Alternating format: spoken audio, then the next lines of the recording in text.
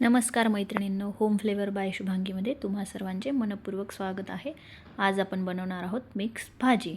त्यासाठी वाटाणा 1 वाटी, फ्लावर 1 वाटी, 1 बटाटा, कांदा उभा चिरून घेतला आहे, लसूण, आलं, कोथिंबीर आणि 1 टोमॅटो चिरून घेतला आहे. आता एक कढई तापायला ठेवली आहे. त्यामध्ये कांदा भाजून घेणार आहे छान.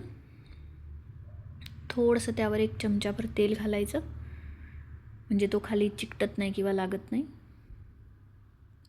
कांदा थोडा गोल्डन ब्राऊन झाला की मग त्यामध्ये टोमॅटो टाकायचा आहे. तुम्हाला जर टोमॅटो नको असेल तर तुम्ही यात खोबरं वापरू शकता टोमॅटोच्या ऐवजी. हे पण छान परतून घ्यायचं 2 ते 3 मिनटं. टोमॅटो पण असा मऊ होतो तेवढं होईपर्यंत त्याला परतायचं आहे. फ्लावर मी गरम पाण्यातून काढला, कारण त्याच्यावर फवारणी वगैरे असते आणि त्याचा वास पण येतो, उग्र वास, म्हणून गरम पाण्यातून फ्लावर काढून घेतला. पाण्याला एक उकळी आली की फ्लावर त्यातून काढून घ्यायचं आहे. हे बघा, असं एक उकळी येऊ द्यायची आणि मग गॅस बंद करून फ्लावर काढून घ्यायचं आहे.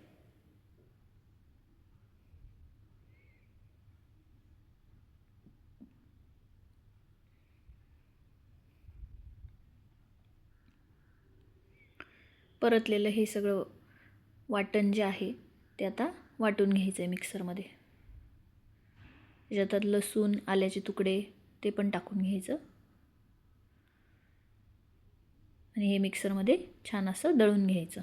मग हे जिरेपूड, मीठ, हळद, लाल तिखट आणि दाण्याचा कूट, शेंगदाण्याचा, आणि हे वाटण मी आता मिक्सरमध्ये बारीक करून घेतलं आहे. गॅसवर कढई ठेवायची, परत एकदा गॅस चालू करायचा. तेल टाकलं आहे मी, साधारण 1 पळी किंवा 3 पोह्याचे चमचे. त्यामध्ये हे वाटण टाकून घ्यायचं, छान परतायचं. त्या वाटणाला तेल सुटेपर्यंत ते परतायचं. 3 ते 4 मिनटं किंवा 5 मिनटं लागतात छान परतायला. त्याचा कलर पण चेंज होतो, तुम्ही बघू शकत असाल. यात थोडं मीठ घालायचं, तिखट घालायचं, जिरेपूड, मग हळद आणि चवीपुरतं लाल तिखट. थोडं मीठ यात घालायचं आणि नंतर भाजीत थोडं घालायचं.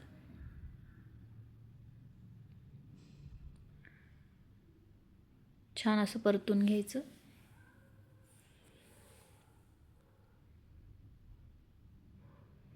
ते बघा, तेल सुटतं आता त्याला. असं छान तेल सुटू द्यायचं. गॅस थोडा बारीक केला आहे मी.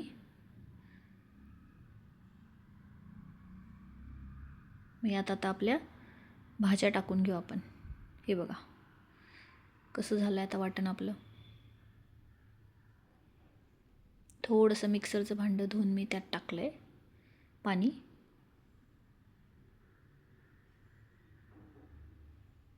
परत एकदा छान परतून घ्यायचं.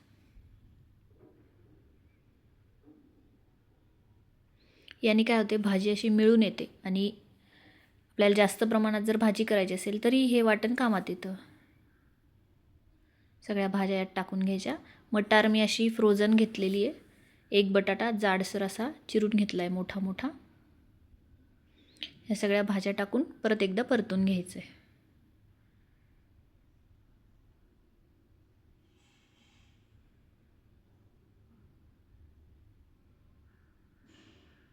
आपल्याला जर रश्श्याची भाजी पाहिजे असेल तर वाटण करावं, म्हणजे मग पाहिजे तेवढं पाणी पण टाकता येतं आणि सगळ्यांसाठी भरपूर होते मग भाजी. आता ही 4 लोकांसाठी पुष्कळ होते भाजी.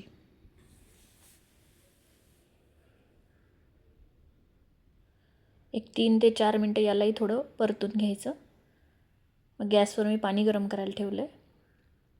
भाजीत कधीच गार पाणी टाकायचं नाही, नाहीतर मग पाणी वेगळं आणि भाजी वेगळी असं होतं.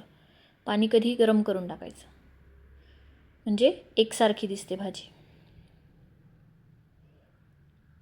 छान असं परतलं की हे गरम पाणी त्यात टाकायचं.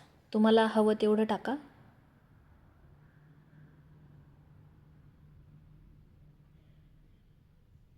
भाजी बघा आता एकसारखी दिसते ना.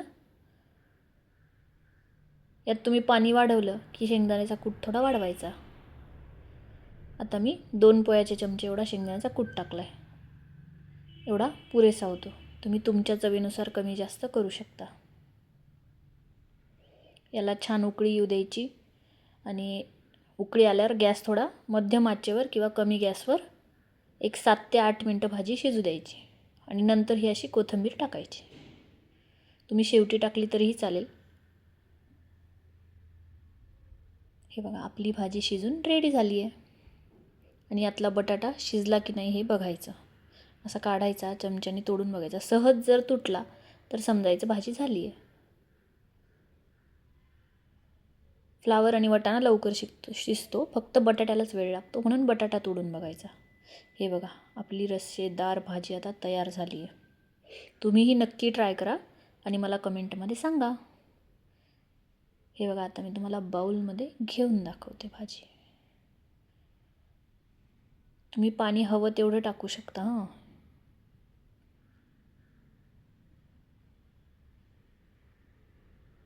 अशी छान सर्व करायची.